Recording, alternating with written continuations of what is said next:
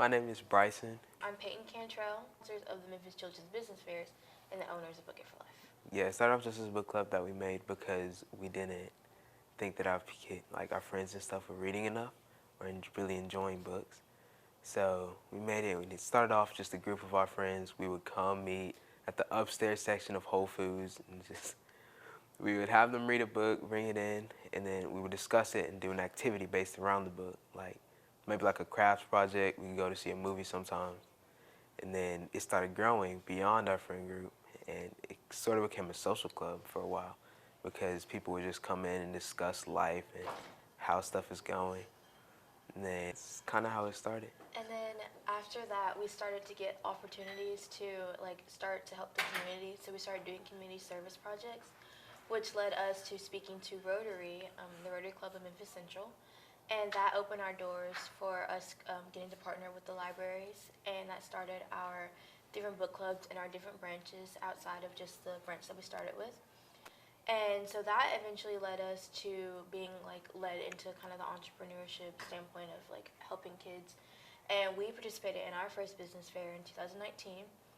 And we realized that we really, really enjoyed the business fair, but it was not available for a lot of different kids in different communities, which is the one thing we really want is for everyone to be able to do it. So we decided to create our own, and that's how the Memphis Children's Business Fairs were born. And so through the fairs, we were able to just start reaching out to different communities and letting kids know that they can be entrepreneurs. And so that became one of our primary focuses. And then, of course, through that, learning about financial literacy and being an outlet for education in that way. So yeah, that's how it all started to blossom. Book It for Life started off as just we were in the summer and we were bored, and Bryson and I were really big readers at the time, but this is elementary school, so kids weren't really into reading, and so we would discuss about how in the libraries kids would just look up the pictures in front of the book, and if they did not like it, they weren't not going to read it. And then that brought us up to my mom kind of introduced the idea of a book club and told us what it was and taught us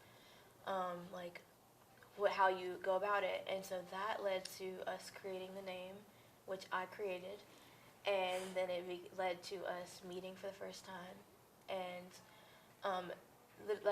for the Memphis Children's Business Fairs, our doors were it was kind of an opportunity that we were able to see for the first time through Book It for Life. And then once we realized that kids weren't getting this opportunity, I mean, it was just a quick decision that we needed to start to spread it. I'd say it started out with around 7 or 8, would you say? There was 8 of us. It started out with it started out with just 8 of our close friends at the time. And then it grew when we were doing a lot of physical locations. It grew to around say 20 something. We started having different locations, Yeah. so it got to the point where we couldn't be at all the meetings that were happening around the Mid-South. So we started getting some of our original some of the people who were in our group of 8 to start leading different book clubs around the city. So I honestly can't give you a number. And then once COVID happened, we stopped doing our in-person book club meeting and started focusing on just growing the business fairs. And our business fairs started off pretty big, and they're just continuing to grow as time goes on. So we get about around 30 to 40 vendors, and we also have just depending on where our fair is or what we're doing, we kind of just cater to the area around us. So when we have different book opportunities or reaching out to different communities, we're opening the door for not only more structured education, but also we're talking about financial literacy. With the business fairs, it's how do you run a business? How do you become an entrepreneur?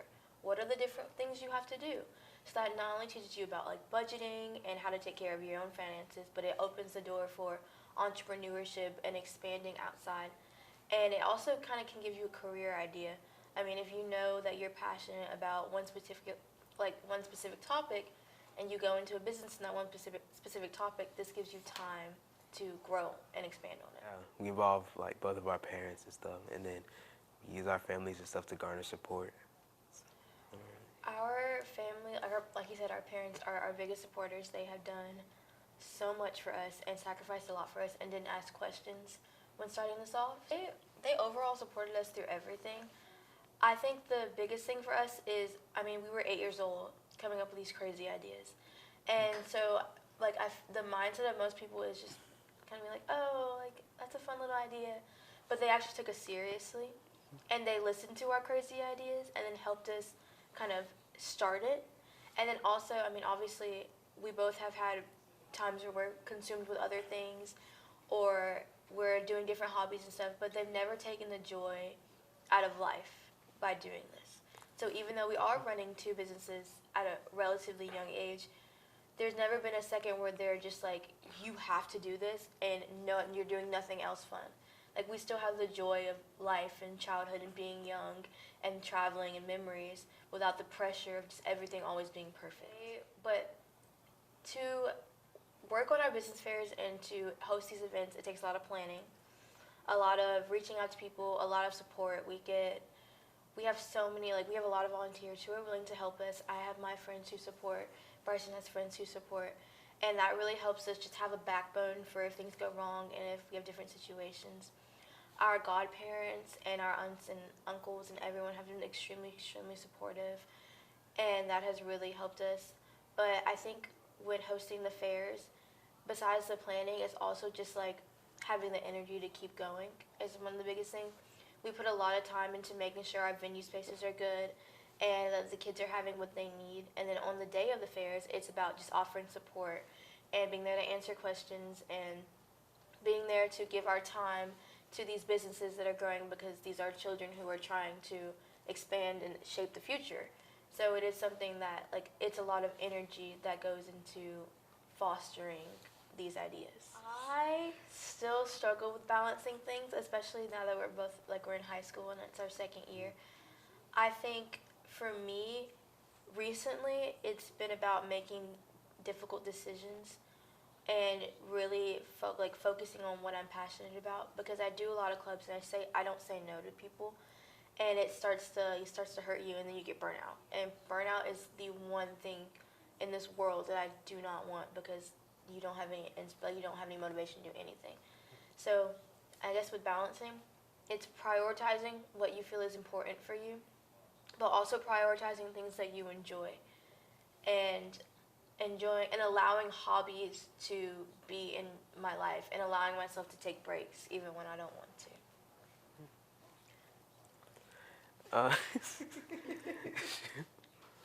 I'll be honest, I'm still trying to figure this out.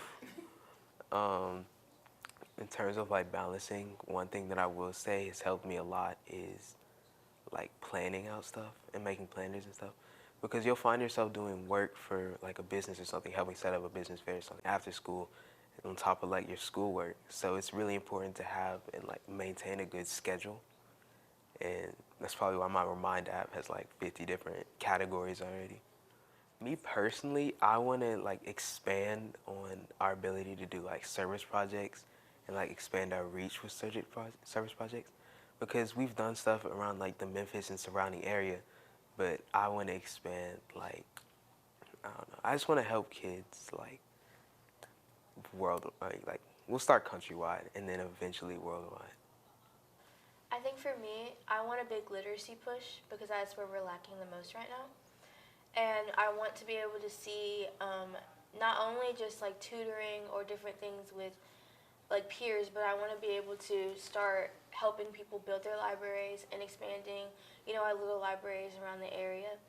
And then as I leave and go to college and start stuff, I want to be able to continue that there and really like focus in on education, but focusing on maybe the not so strict parts of it to really help like grow and foster, and most importantly, financial literacy.